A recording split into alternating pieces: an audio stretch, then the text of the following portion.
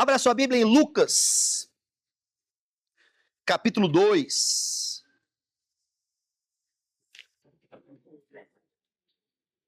Lucas, capítulo 2, verso 1.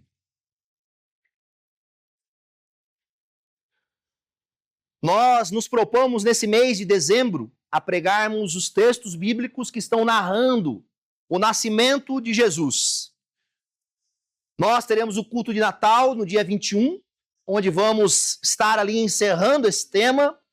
E hoje nós vamos ver um texto específico e especial que mostra aquele momento em que José e Maria estão caminhando até Belém e como Deus faz isso, como Deus realiza o nascimento de Jesus mediante uma obra miraculosa e uma providência divina. Eu quero convidar você a ler comigo o capítulo 2 de Lucas, verso 1 ao 7, que diz assim para nós: Naqueles dias, César Augusto publicou um decreto ordenando o recenseamento de todo o Império Romano. Este foi o primeiro recenseamento feito, quando Quirino era governador da Síria, e todos iam para a sua cidade natal, a fim de alistar-se.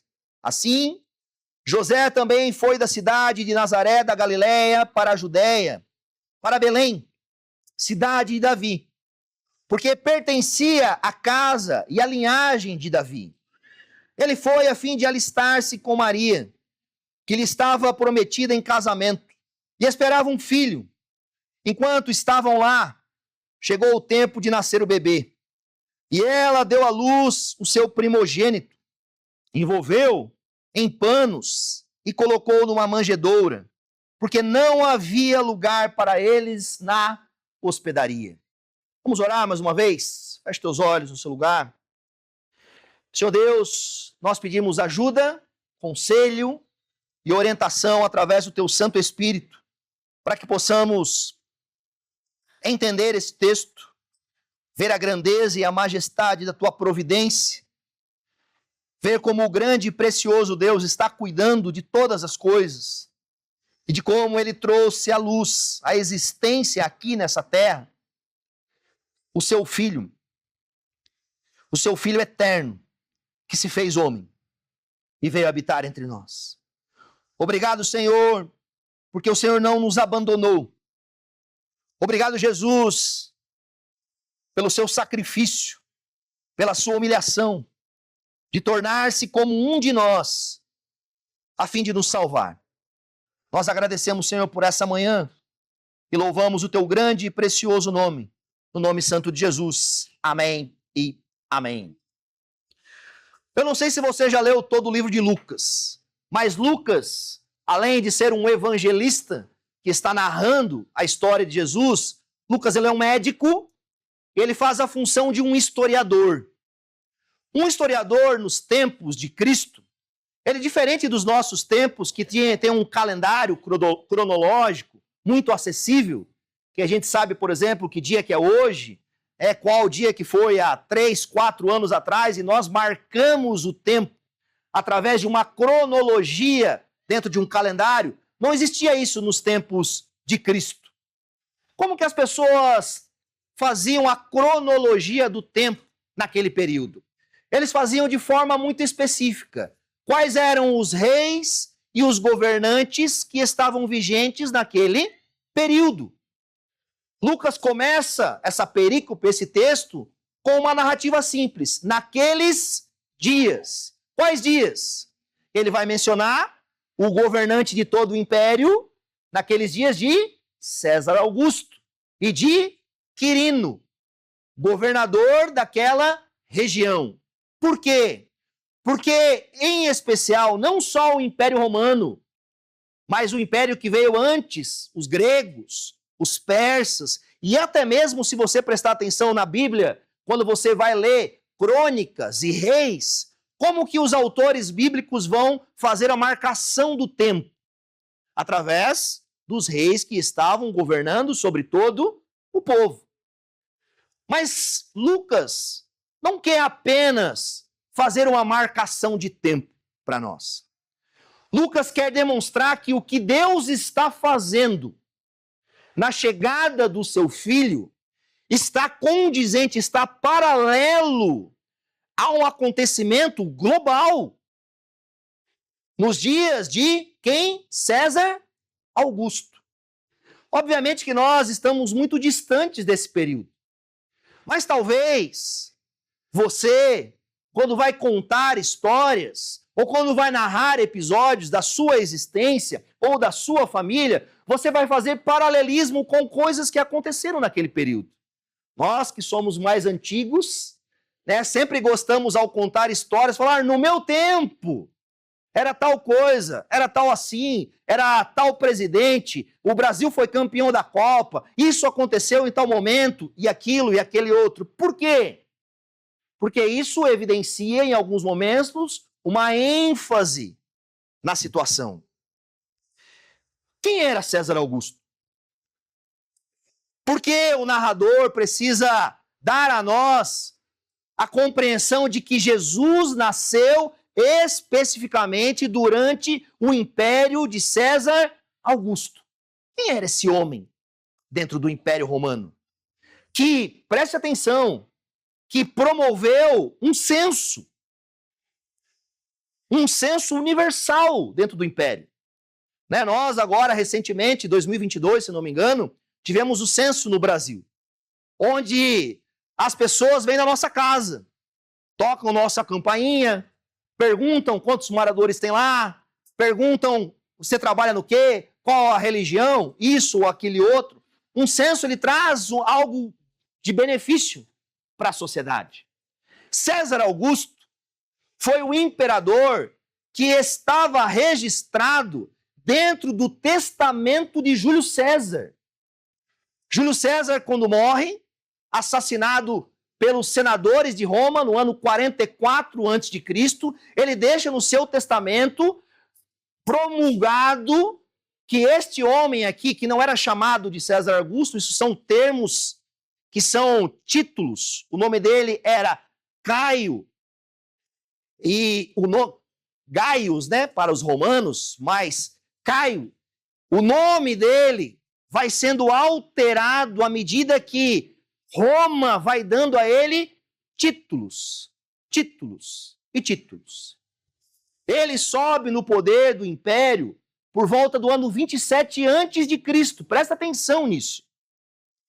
Esse homem já estava imperando sobre toda Roma, desde a Espanha, por toda a região norte do mar Mediterrâneo até a região sul do Egito e da África, por 27 anos. Nós não estamos falando de alguém que subiu no poder ontem. Como que esse homem subiu ao poder? Por que isso é importante? Porque Deus está providenciando um arranjo global para que Jesus venha nascer em Belém da Judéia. Quando nós olhamos de forma limitada, fala, poxa, como que Maria chegou a uma hospedaria pequena em Belém da Judéia, diante de um cenário de um Deus eterno que está transformando a história. Após a leitura de testamento de Júlio César, em 44, você tem guerras civis em Roma. Você tem 3 generais lutando por batalhas, guerreando. E durante alguns anos, há uma crise global no mundo. O mundo que nós conhecemos hoje é muito diferente daquele mundo antigo. As pessoas facilmente envenenavam, matavam, conspiravam. Júlio César, por exemplo, talvez o maior ícone de Roma, foi morto pelos senadores. Talvez você lembre da famosa frase de Júlio César, até tu, Brutus. Brutus era um dos seus amigos senadores, que o esfaqueou também naquela fatídica tarde. Esse homem, César Augusto, vence batalhas no Egito, na Espanha, nos mares, derrubando e destronando pessoas em todos os lugares. É ele quem estabelece aquilo que nós conhecemos como a paz romana. Sem a paz romana, Os nossos amigos apóstolos dificilmente pregariam o evangelho em todas as cidades. Sem a paz romana, dificilmente você veria o apóstolo Paulo pegando um navio de Chipre a Roma ou qualquer outro lugar. A Pax Romana é uma coisa totalmente fora da realidade. O povo de Roma viveu em paz durante 200 anos, que coincidiu especificamente com o nascimento de Jesus, com o avanço do evangelho em Jerusalém, Judéia, Samaria e até os confins da terra. Dificilmente haveria a forma, por exemplo, de chegar a regiões. César Augusto foi um dos maiores construtores de estradas, de portos. Foi ele quem estabeleceu que as legiões romanas seriam, por exemplo, soldados de tempo integral, e ele estabeleceu naquele período, pasmem, um projeto de previdência privada, que os soldados se aposentavam com 20 anos de carreira, e quando eles se aposentavam com 20 anos de carreira, eles ganhavam o equivalente de salário aos 20 anos que eles tinham trabalhado, como um bônus por isso. Todos os soldados apoiavam César Augusto. Ele era um grande construtor, ele era um grande visionário. Por que é importante? Porque nós precisamos saber que Lucas está dizendo para nós, foram nesses dias. Naqueles dias. Quais dias? Dias do primeiro imperador. O título César trouxe uma subsequência de Júlio César. O título Augusto, que significa majestoso, traz consigo uma realidade religiosa. Júlio César, após a sua morte, foi o quê? Ele se tornou uma figura divina. Como eles chamavam César Augusto? Filho do divino. Obviamente que para nós é um falso Deus. Mas nos dias do filho do falso Deus, veio à existência o filho do verdadeiro Deus. Ele promove um censo. Um censo no império tinha em si duas finalidades principais. A primeira delas era identificar pessoas disponíveis para servir no exército de Roma. O exército de Roma, no ano 15 a.C., tinha 170 mil soldados em tempo integral. Chegou a ter 300 mil soldados em legiões romanas, graças ao crescimento disso. Segundo ponto do censo, que foi uma revolta dos judeus na época, era a cobrança de impostos. O censo é feito para quê? Para identificar quantas pessoas tem, a faixa de renda, identificar as propriedades e fazer o quê? Cobrar impostos. Por isso que, por exemplo, os judeus, os fariseus, vinham para Jesus e perguntavam, é lícito pagar impostos a Roma? Porque na mente deles, aqueles impostos que se pagavam a Roma era coisa injusta diante deles. Os judeus não serviam no exército. Os imperadores haviam feito um decreto que nenhum judeu necessariamente precisava servir no exército romano. Por que então José caminha com a sua esposa com provavelmente 8 meses para 9 meses de uma cidade distante? Ou seja, eles estavam lá na Galileia, até a Judéia. Hoje, infelizmente, a gente não tem luz, mas o mapa ia estar aqui para você ver. São cerca de 135 quilômetros. Você já foi à Serra do Cipó? Imagina você ir e voltar de a pé para lá. Especificamente, se você caminhasse sem parar, seria 31 horas. Em cima de um jumento, um calor escaldante, sem ar-condicionado, sem estradas seguras. Se Roma não tivesse paz e soldados e as suas legiões postas em vários lugares do império, dificilmente uma pessoa atravessaria isso. Dificilmente você chegaria ao seu destino. Se Deus, nesse arranjo eterno, não tivesse levantado um homem que tivesse feito paz em todo o império e as pessoas pudessem, de forma segura, ir e vir para vários lugares. Mas por que Maria foi junto? Se o censo, em certa medida, alcançava os homens. O censo tinha a ver com as pessoas do sexo masculino. Lucas narra para nós que quem era o governador? Quirino, na Síria. A Síria era a única região do Império Romano que decretou que mulheres acima de 12 anos precisavam participar do censo também. A única região. Maria, sendo ela também da cidade de Davi, também era descendente de Davi, também tinha que ir aonde? A Belém. Parece coisas muito coincidentes na nossa cabeça, né? Eu fico me perguntando sobre o anjo Gabriel. Ele não poderia ter escolhido uma mulher em Belém? Seria muito mais fácil, não é verdade? Resolveria toda essa situação. Mas ele escolheu uma mulher na Galileia dos gentios. Um lugar inóspito, pequeno, sem influência. E o anjo nunca falou para ela que ela tinha que ir até Belém. Mas Deus moveu um império para que o seu filho nascesse. Aonde Miqueias, capítulo 5, verso 2, que foi o texto que nós abrimos o culto hoje, disse que o Messias tinha que nascer em Belém. Belém. José, muito provavelmente, a levou a Maria junto, porque ela tinha que fazer o censo, por medo de deixá-la sozinha, uma mulher grávida, em uma circunstância que para muitos seria difícil de entender.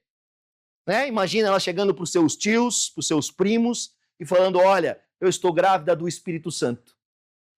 Né? Talvez, naquele momento, ela seria motivo de chacota durante a família e diante das pessoas. Primeiro ponto. Às vezes, nós olhamos para a história da humanidade como se ela estivesse solta.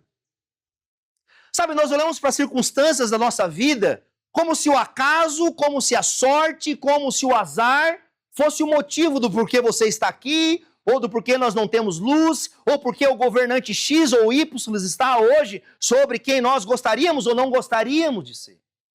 Meus caros irmãos, o Senhor está governando toda a terra.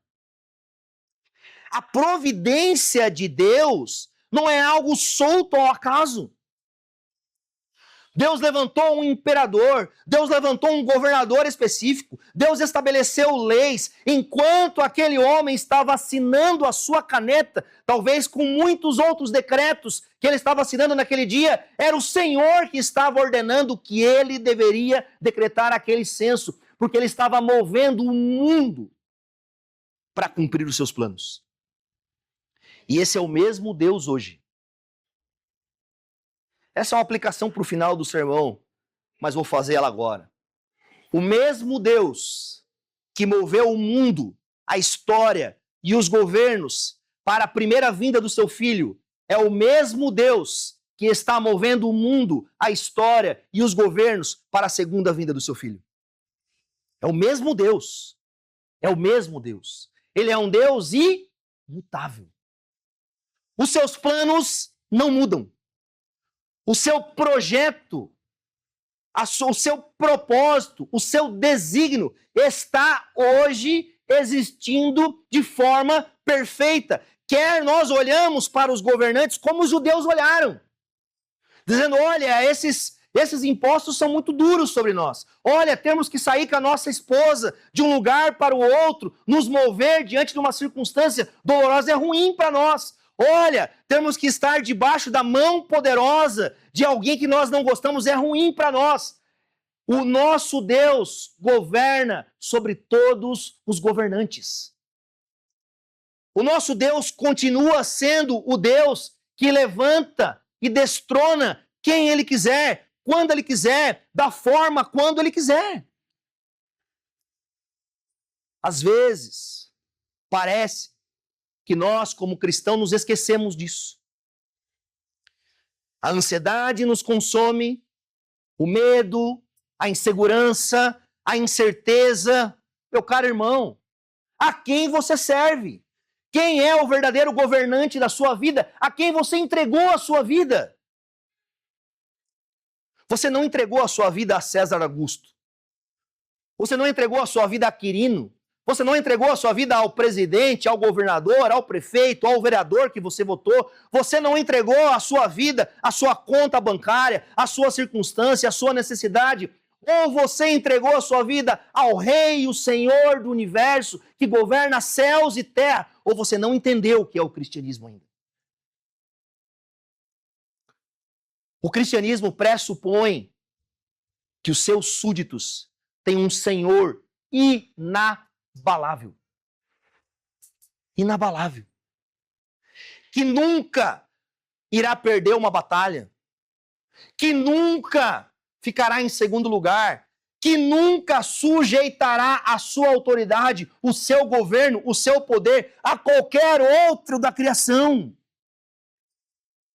A criação está sujeita ao Senhor por uma única palavra. Assim como Jesus, por exemplo, ao ressuscitar Lázaro, apenas com uma palavra dizendo, saia. Esse é o nosso governante hoje. Esse é o nosso Senhor hoje. Ou não é? Ou ele mudou?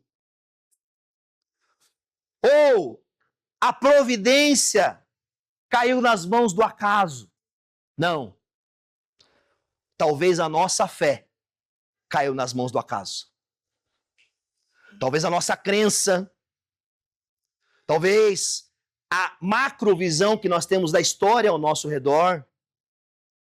Eu não tenho dúvida nenhuma que todos hoje, os governantes das principais nações estão onde estão, porque o Senhor os colocou lá. Por propósito pré-estabelecido que nós não sabemos. Mas se somos cristãos, devemos lembrar que todas as coisas cooperam para o bem daqueles que amam a Deus, dos que foram chamados de acordo com o seu propósito. Todas as coisas cooperam. Pode acontecê-las no nosso tempo e a gente entender? Pode ser que não. Mas é por isso que a gente vive pela fé. A gente vive pela fé. Nós não somos aqueles, talvez, que vão ver toda a história aos nossos olhos acontecendo. Mas nós cremos que o nosso Deus é o Senhor da história. É o provedor da história. É o que escreveu, como diz Isaías, o fim desde o começo. Nós temos um Deus eterno. Já falei disso aqui em outros momentos, mas vale a pena repetir. Um Deus que criou o tempo. Você é sujeito ao tempo. Você é escravo do tempo. Você é cronológico. Você toma decisões à medida que você vê as coisas acontecendo. Deus não é assim. Deus, ele criou o tempo, a matéria e o espaço. 3 coisas que você é escravo diariamente. Esse Deus que nós servimos é um Deus que não se sujeita a essas coisas. Não é um Deus apenas que criou, mas é um Deus que está supervisionando, providenciando e cuidando para que o tempo, a matéria e o espaço e todas as coisas da criação cooperem para o seu desígnio. Ou nós cantamos aqui que nós damos honra ao Senhor de forma vazia. Nós damos honra a Ele porque Ele é digno de honra. Ele é digno de glória. Ele é digno de ser reverenciado. Esse é o nosso Senhor. Lucas está nos apresentando essa realidade de que o nascimento de Jesus não foi em qualquer momento. Não foi de qualquer forma. Foi naqueles dias. Talvez uma pessoa que vivesse ali no século I e ouvisse que foi naqueles dias saberia desse contexto. Saberia que César Augusto governou do ano 27 a.C. até o ano 14. Ele estabeleceu que o seu legado continuasse com uma pessoa específica. Mas quem estava fazendo isso por trás da história? O Senhor. O texto bíblico narra para nós essa caminhada de José e Maria.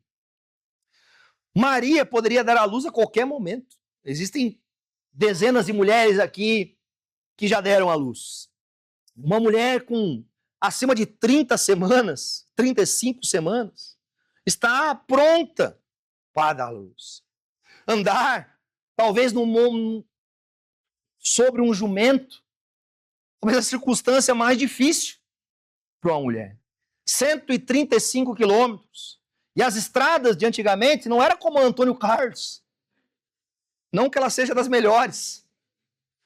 Mas eram estradas difíceis. Sobe morro, desce morro. Para chegar a um lugar. Deus estava levando o seu filho para um cumprimento de uma promessa. Porque promessas para Deus são importantes. Por isso que Jesus, ao falar sobre promessas, diz às pessoas, seja o seu sim, sim e o seu não, não. O que passar disso procede do maligno. Nós, como crentes, somos chamados a exercer através das nossas atitudes as mesmas palavras de sinceridade, de verdade, porque devemos refletir no nosso caráter quem Deus é, pegando no pé do povo. Se você promete um horário, seja o seu sim, sim e o seu não, não. Se você promete se encontrar com uma pessoa em tal lugar, seja o seu sim, sim e o seu não, não. Se você fez um acordo, uma aliança, se você definiu alguma coisa com alguém, seja o seu sim, sim e o seu não. Por quê? Porque o que passar disso procede da onde? Do maligno. Deus está cumprindo promessas. Deus está levando o seu filho. E eles chegam então a Belém da Judéia. Sempre quando a gente ouve Belém, parece que de tanto a gente ouvir o nome, parece um lugar grande. Hoje, Belém tem 27 mil habitantes. Talvez é menor do que a região de Venda Nova, muito menor, Belém. Na época de Jesus, estima-se que tinha 1.000 habitantes em Belém. Era uma vila, talvez menor que o seu bairro. Por isso que o texto fala que não tinha lugar na hospedaria.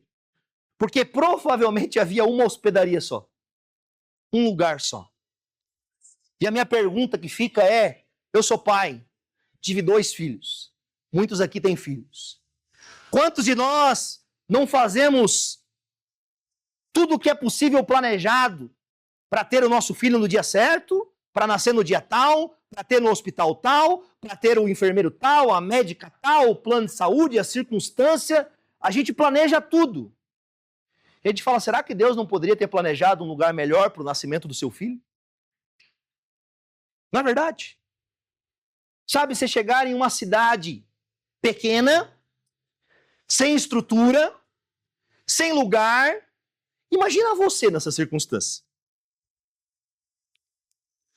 Imagina você tendo o seu filho, filha, nessa circunstância.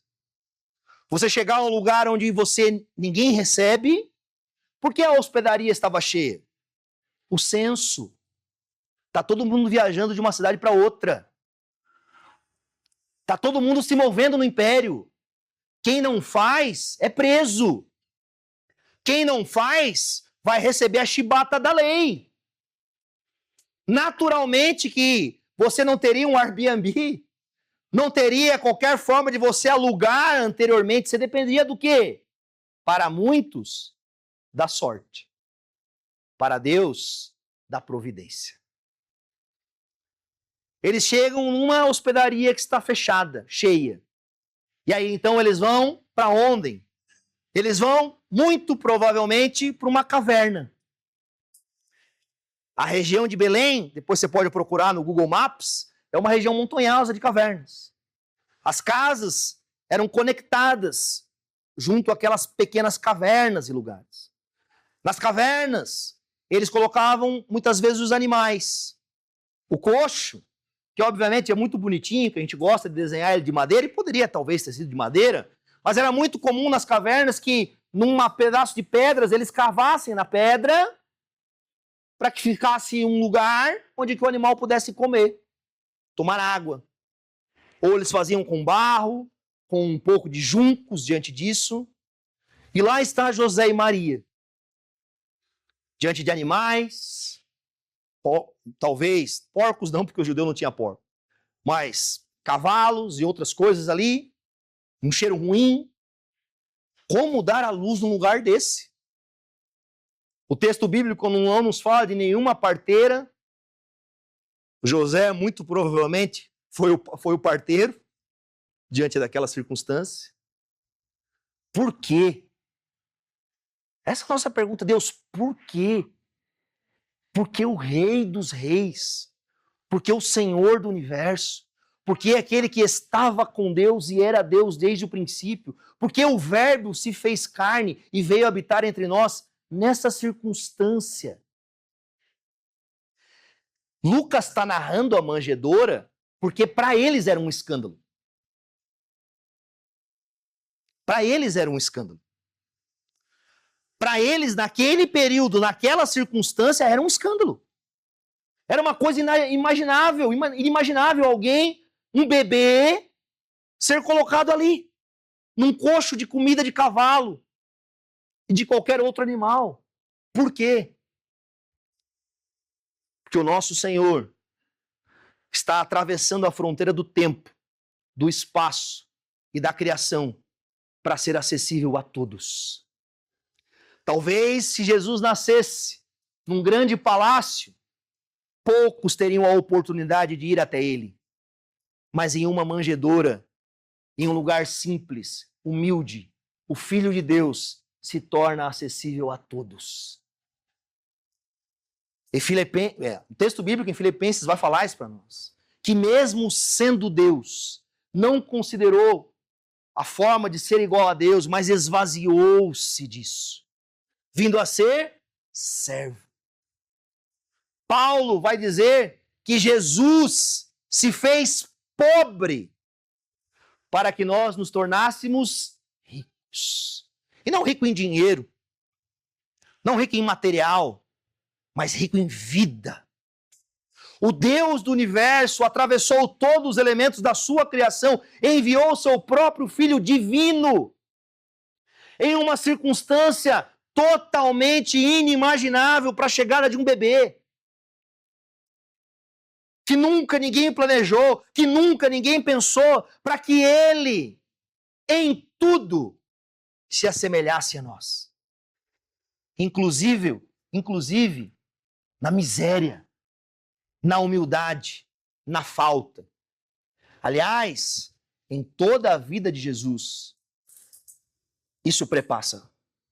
Ele foi humilde, pobre e muitas vezes solitário, do seu nascimento à sua morte. Deus entregou o seu Filho à solidão, à tristeza e à pobreza, para que todo aquele que nele crê não pereça, mas tenha a vida eterna. Deus entregou seu Filho à pequenez, para que por meio da morte, da vida, do sacrifício dele, nós que somos pequenos, um dia fôssemos entregues, à glória de Deus. Participando da família dele, sendo incluído em um reino que você não teria condições de entrar, que você não tinha vestes para entrar, que você não tem santidade para entrar, que você não tem poder para entrar, que você não tem suficiência para entrar. O Rei do Universo se fez pobre para que os pobres do universo participassem da riqueza da glória eterna. Jesus nasce de forma humilde, necessitada, para que eu e você possamos um dia participar da glória eterna, do Deus eterno. Lá o nasceu. O texto fala que envolveram ele em panos e colocaram numa manjedoura. Para muitos, essa história é uma lenda. Para muitos, o nascimento virginal de Maria é uma coisa absurda. Para muitos, a ideia do Rei do Universo, do Senhor da Glória, se manifestar desse feito, não faz sentido. A Bíblia fala que isso era escândalo para os gentios. Que as pessoas que olhavam para essa história falavam, não pode ser. Lembra os soldados da crucificação de Cristo? Zombando dele, chamando ele a descer da cruz. Os fariseus, os mestres da lei, as pessoas e até mesmo os seus próprios discípulos. Quando Cristo foi levado a ser crucificado, sumiram. Ferirá o pastor, isso fará o que com as ovelhas? Elas se dispersarão. Última aplicação para nós nesse texto. Não há, presta atenção nisso, não há como participar da glória eterna sem crer e se identificar com a humildade, com o escândalo da cruz e do nascimento de Cristo. Não há lugar no reino de Deus com aquele que não se identifica com o Filho de Deus. Não há lugar na presença da mesa do divino, do banquete celestial, para aqueles que não se identificam com o escândalo, com o escárnio, com a vergonha. Não ache que a fé cristã, em uma medida, vai ser bem recebida nessa terra. Vai ser louvada entre os reis, vai ser exaltada entre os governantes, vai ser recebida como se pelo um palácio. Não! O evangelho é loucura. Ó! Loucura.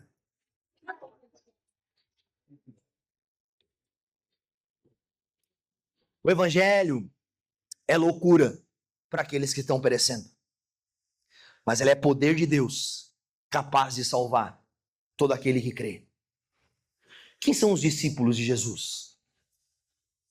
Quem são as pessoas que podem declarar efetivamente a fé? São aqueles que têm a compreensão e a clareza que não o nosso amigo César Augusto, Caio Otaviano, não Quirino da Judéia, não o pastor, não os profetas modernos, não qualquer outra pessoa, mas Jesus Cristo é o Filho do Deus vivo, vivo, enviado em forma humana, para se identificar conosco em tudo, porém, sem pecado. Ele se fez como um de nós. Ele se sujeitou às circunstâncias mais difíceis. Para quê? Para nos salvar. Para nos redimir. Para nos dar vida, e vida em abundância. Para nos tirar da sujeição e escravidão que temos a esse mundo que jaz do maligno, a essa terra, a essa matéria, a esse corpo, não que elas sejam más em tudo, mas que foram deformadas pelo pecado. Foram criadas por Deus, mas foram condicionadas através da nossa queda a uma circunstância dolorosa. O Deus vivo, Jesus Cristo, se tornou como nós. Se identificou conosco da forma mais humilde e da forma mais simples possível. Para que nós, pela fé, um dia possamos nos identificar com Ele. Para que nós possamos depositar a nossa fé e a nossa confiança nele, na convicção de que um dia, quando essa terra passar, quando a morte bater a nossa porta, quando a nossa matéria se for, quando nós estivermos talvez na circunstância mais dolorosa e difícil, da vergonha, do fim da nossa vida, da dor, da incerteza, podemos olhar para a verdade do nascimento e da cruz de Cristo e dizer, não há outro. Não há outro. Quem são os discípulos de Jesus? São aqueles que se identificam com a sua humildade, com a sua miséria, com o escândalo do seu nascimento e da sua crucificação. E só esses que creem verdadeiramente poderão se identificar com a sua glória. Feche teus olhos no seu lugar. Quero orar por você. Talvez você ao ouvir essas histórias bíblicas, não tenha se deparado com o que Deus fez por você. Talvez a sua fé não está efetivamente em Cristo, mas nas circunstâncias, no benefício, em uma religião atrativa. A sua fé precisa estar única e exclusivamente depositada em Jesus Cristo, Senhor da glória. Esse é o meu convite para você essa manhã. Meu convite é você no seu lugar, de olhos fechados, cabeça baixa, com as suas palavras, depositar a sua fé em Jesus, crendo que Ele é suficiente para te salvar.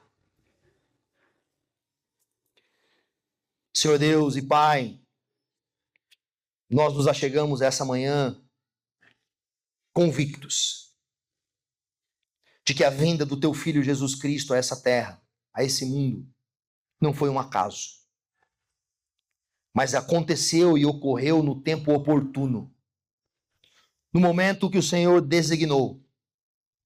E não temos dúvida de que o Senhor moveu os céus, terra, impérios, para que seu Filho viesse a essa terra no dia marcado, da forma com que deveria ser. Mesmo que isso nos cause escândalo. Senhor Deus, eu peço para os nossos irmãos aqui na igreja. Ó Senhor, convence aqueles que ainda não depositaram fé no Teu Filho. Espírito Santo de Deus, traga sobre nós clareza. Convence-nos do pecado, da justiça, do juízo. Convence-nos de que Jesus Cristo é o único suficiente Salvador. Leva-nos, Senhor, a clareza e a convicção. Nos faz como crianças simples que ouvem a história que é verdadeira e abraçam ela de todo o coração. Ajuda-nos, Senhor, a sermos pessoas que se identificam com o Teu Filho, que não tem vergonha, talvez, de ter que serem condicionados a momentos de humildade, a momentos de vergonha, a momentos de humilhação, em nome de Jesus. Que nós possamos diariamente nos lembrar que Ele se fez pobre por amor a nós. E que nós possamos ter esperança de que pela fé e pela confiança que temos em Jesus Cristo, um dia o Senhor nos fará participantes da Tua família eterna, em um lugar onde não haverá mais dor, morte, tristeza, nem humilhação. Enche, Senhor, nosso coração de fé e confiança. No nome santo de Jesus. Amém e amém.